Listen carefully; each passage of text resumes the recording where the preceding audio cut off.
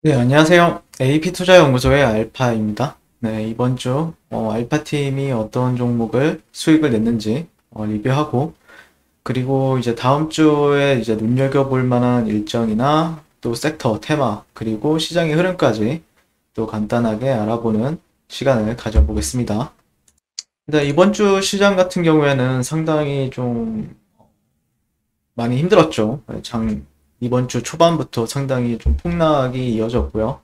그래서 아마 수익 내기는 상당히 힘든 시장이지 않았나라고 생각을 하고, 제가 생각했을 때 요즘 시장 같은 경우에는, 재료 강도에 따른 이제 개별주 장세라고 보고 있어요.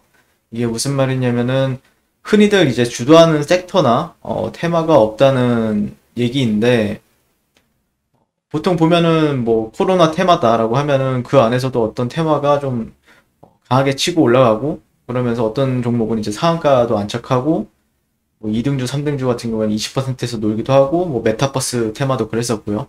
근데 요즘 시장에서는 그런 종목이나 섹터, 테마가 안 보인다라는 얘기죠.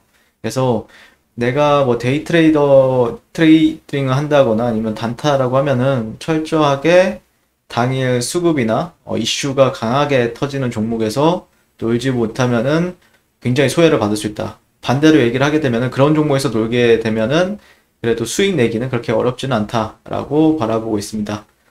자, 그리고 알파 같은 경우에는 이번 주에 이제 KH 바텍이라는 종목을 이제 단기적으로 이제 청산해 나갔는데 18.21% 정도 이렇게 수익이 났습니다. 그래서 사실 KH 바텍 같은 경우에는 뭐 아시는 분들은 다 아시겠지만 폴더블과 관련해서 이제 힌지 쪽에 이제를 이제 삼성에 납품하는 기업이죠. 그래서 사실 주가가 좀 재미없을 때가 있었어요. 근데 여기서 주가의 특징을 보게 되면은 얘가 급락을 한번 했잖아요. 사실 이런 자리에서는 매수를 받을 필요가 없어요. 근데 어쨌든 반등을 하고 이런 저점을 이렇게 안 낮추는 흐름을 보였어요. KH마텍이라는 종목이. 실제 여기서도 저점을 높이고 고점도 높이는 흐름에 있어서 뭐 이 대략적으로 이런 구간들에서 좀 모아갔던 것 같고 조금씩 사가지고 그다음에 이런 거 힌트 삼아가지고 주가가 올라갔을 때 이런 식으로 이제 청산을 하는 트레이딩을 했고 사실 그리고 또 KH바텍을 추천드린 이유 같은 경우에는 단순하죠. 폴더블 폰이 이제 아니면 삼성이 이제 출시를 하는 폰들 같은 경우에는 보통 8, 9월 달 이때부터 한 번 정도 계속해서 이제 움직입니다. 8, 9월 달부터 시작을 해가지고 다음 해 한 1, 2월 달까지 이제 좀 랠리를 보여줘요. 물론 주가가 랠리를 보여준다고 해서 이런 식으로 바로 가진 않죠. 뭐 여기서 이렇게 가는 경우도 있고요. 그래서 또 KH마텍 같은 경우에는 그래도 그 폴더블과 관련해서 힌지 부분에 있어서는 상당히 독점적인 위치에 있는 기업이라서 잘 수익 마무리를 했고요. 그 다음에 두 번째 종목 같은 경우에는 이제 단기방에 이제 OCI 종목을 이제 청산이 나갔는데 OCI 같은 경우 사실 이제 역배열되어 있는 상태에서 조금 어떻게 보면은 이런 식으로 좀 지지 라인을 깰 때마다 좀 모아가면서 이제 플레이를 했고 이제 올라갈 때 분할로서 이제 매도를 하면서 수익 청산을 한 종목입니다. 네. 자, 그리고 어 다음 주 일정을 한번 이제 봐야 되는데 사실 주도 테마나 주도 섹터가 없어요. 그리고 오늘 같은 경우에는 어제 오늘을 이제 조금 관심 있게 보게 되면은 일단 저 같은 경우에도 그런 종목들에서 좀 놀았고요. 대표적으로 이제 현대차 그룹이 23년간 축적한 수소 기술 비전을 내달 7일 공개한다. 사실 다음 주는 아니죠. 다음 주는 아니고 다음 주죠, 다음 주. 다음 주입니다. 7일 정도에 다음 주에 공개를 한다. 이렇게 얘기가 나왔고 그래서 현대차 그룹이 23년간 축적한 수소 기술과 수소 사회를 앞당기기 위한 미래 비전 등을 총망라해 이제 선보인다. 이렇게 얘기를 나왔습니다. 자, 이거를 어디서 이제 하느냐? 하이드로젠 웨이브 행사를 온라인으로 열고 전 세계에 중계한다. 라고 얘기가 나오고 있어요. 그래서 사실 오늘 좀 강하게 올랐던 종목들의 특징을 보게 되면 이제 평화산업, 물론 이게 시총이 그렇게 크진 않아요. 크진 않는데 수소 관련해서는 그리고 시총도 가볍고 유통 물량도 적다 보니까 좀 가볍게 잘 움직이는 성향을 보여요. 물론 오늘 상한가를 찍지는 못했고, 그다음 JNK 히터, 역배열된 상태에서 조금 고개를 드는 흐름, 세종공업, 그다음에 동양 피스톤. 자, 그리고 이런 종목들이 좀 눈에 띄었습니다. 그리고 대형주 쪽에서는 두산 퓨어셀, 이런 기업들이 조금 눈에 띄었고요. 물론 수소 관련해서는 여러 가지 기업들이 있지만 일단 얘네들이 먼저 이제 움직여주고 있다라는 부분들, 그런 계속해서 좀 눈여겨봐야 될 것 같고, 시장이 안 좋은 와중에도 조금이라도 눈에 보이는 섹터는 이런 게 보였습니다. 저 같은 경우에는. 그래서 이번 행사에서 수소사업의 구현을 위해 미래 수소사업 전략을 제시하고, 미래 수소 모빌리티와 차세대 연료전지 시스템을 세계 최초로 공개하는 등 수소와 수소 연료전지 기술의 가능성을 이제 보여줄 예정이다. 그와 동시에 좀 같이 눈여겨봐야 되는 게,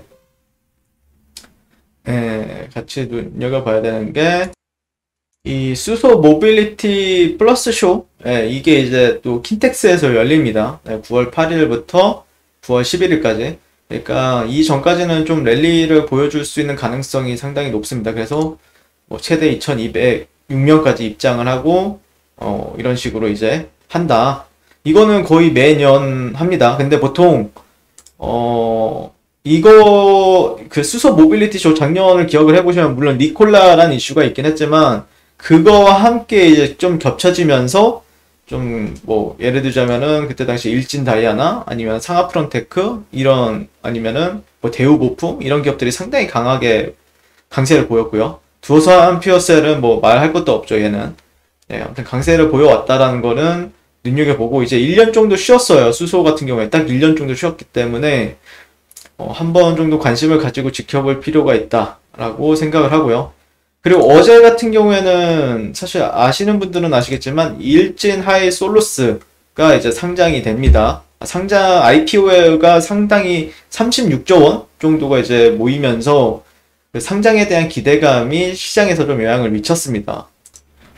그래서 일진 하이솔루스를 잘 모르시는 분들이 계실 수 있는데, 일단 뭐, 대략적으로 일진 홀딩스가 전일 거의 상한가는 아니지만, 거의 상한가 근처, 준상한가 근처까지 주가가 움직였고요.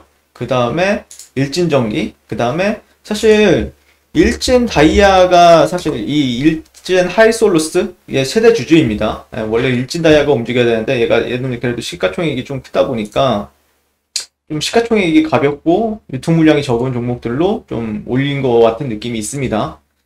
그래가지고 이 기업 같은 경우에는 원래 이제 수소 탱크라는 이제 필수 부품, 그리고 독점적인 부품을 공급하는 업체인데, 사실 뭐 작년 올해 수소차 보급 계획이 이제 1만 대가 이제 정부에서 1만 대가 넘고 전년 동기 대비해서 180%의 성장률을 보였습니다. 그래서 그 넥소라는 수소차가 있어요. 거기에 이제 수소 탱크가 대략적으로 이제 3대씩 들어갑니다. 그 3대 같은 경우에 이제 한 대당 이제 한 300만 원 정도 이제 수준이거든요. 근데 그거를 이제 1만 대를 곱한다라고 하면은 대략적으로 한 1,000억 원의 매출이 발생을 하는데, 그게 이제 일진 하이솔루스라는 기업이 있고요. 이게 또 일진 하이솔루스라는 기업이 또 상장 자체가 지금 제가 바라보는 관점에서는 수소차 아니면은 수소 관련 연료 관련해서 종목들이 지금 조금씩 수급이 들어오고 있잖아요. 그 시점에서 지금 상장을 하고 있기 때문에 조금 기대감을 가지고 지켜봐도 되고, 뭐 지금 현재 상장이 되어 있지는 않았지만 9월 1일 날 상장이 예정이 되어 있죠. 그렇기 때문에 어느 정도의 그런 기대감을 가지고 지켜볼 필요가 있다. 일진 홀딩스나 일진 다이아나 일진 전기 이런 기업들은 좀 눈여겨봐도 될 것 같고요. 그 다음에 얘네가 상장이 되면은 또 저는 상당히 좋아하는 기업이에요. 개인적으로는요. 상당히 좋아하는 기업이고 앞으로의 성장성, 옛날 전기차 종목들을 보는 것 같은 기분이어서 상당히 좀 매력적으로 다가오고, 만약에 상장이 된다라고 하면은 충분히 뭐 거래대금이나 아니면 거래량이 좀 터지면은 공략할 생각입니다. 자, 그리고 뭐 아까 KH 바텍을 말씀을 드렸지만 사실 KH 바텍이 이제 오늘 같은 경우에 한 2등주 정도를 했었어요. 1등주는 당연히 이제 파인테크닉스였죠. 이게 이제 폴더블과 관련해서 움직였었는데, 사실 이제 폴더블과 관련해서 나오는 얘기는 올해 출하량이 1000만 대를 돌파할 전망이다. 이런 식으로 이제 예전에 이제 한 이틀? 어제랑 그제부터 얘기가 나왔었죠. 그러면서 사실 얘네들이 거래 대금이 막 빵빵 터지거나 그러지는 않는데 어제 보시면 뭐 한 1300억? 근데 오늘은 좀 많이 터졌어요. 예, 그랬던 이유 중에 하나가 삼성전자 폴더블 폰이 또 3개로 이제 출격을 한다라고 얘기 나오면서 갤럭시 Z 폴드, 그다음에 플립 3를 이제 본격적으로 출시한다. 이런 식으로 이제 40개국에서 이제 본격 출시한다라고 하면서 실제 갤럭시 폴드 관련 종목들이 주가가 움직였습니다. 네.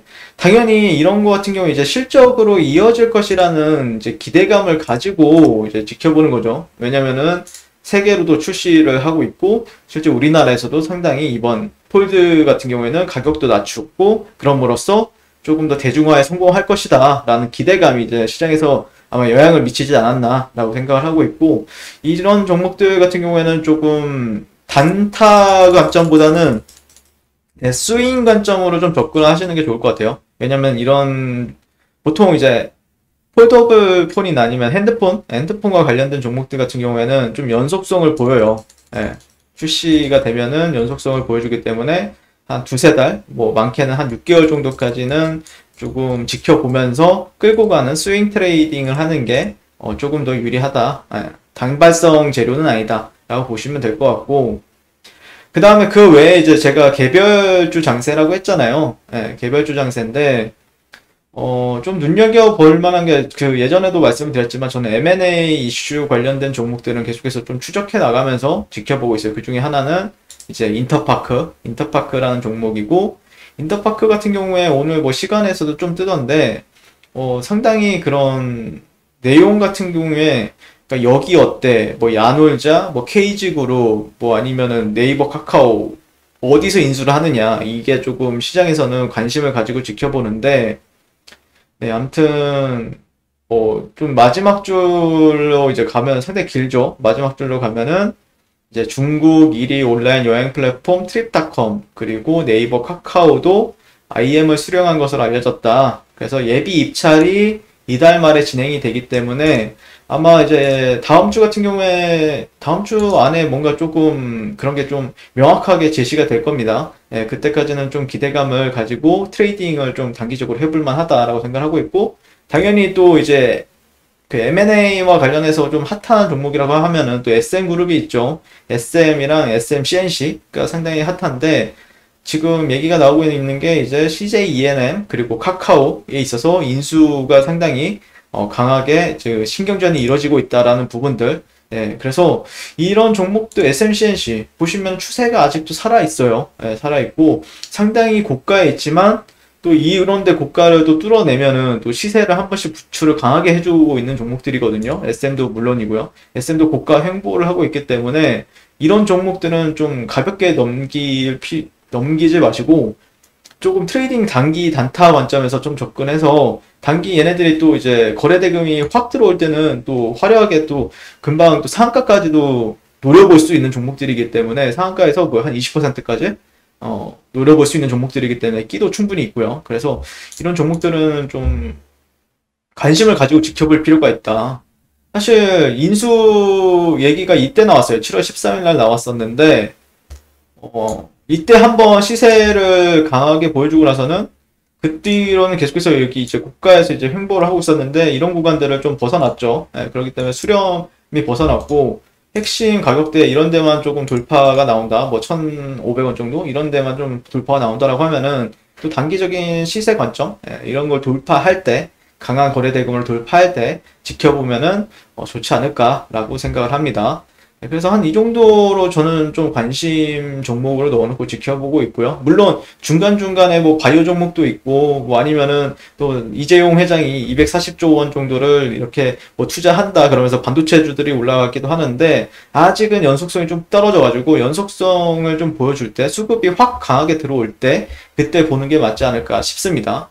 네, 그리고 시장 얘기를 하게 되면은 뭐 예상이 됐죠. 이거 예전에도 말씀을 드린 적이 있었는데 코스닥 같은 경우에는 사실 여기 이탈하면은 조금 어렵다라는 관점이었죠, 예전에.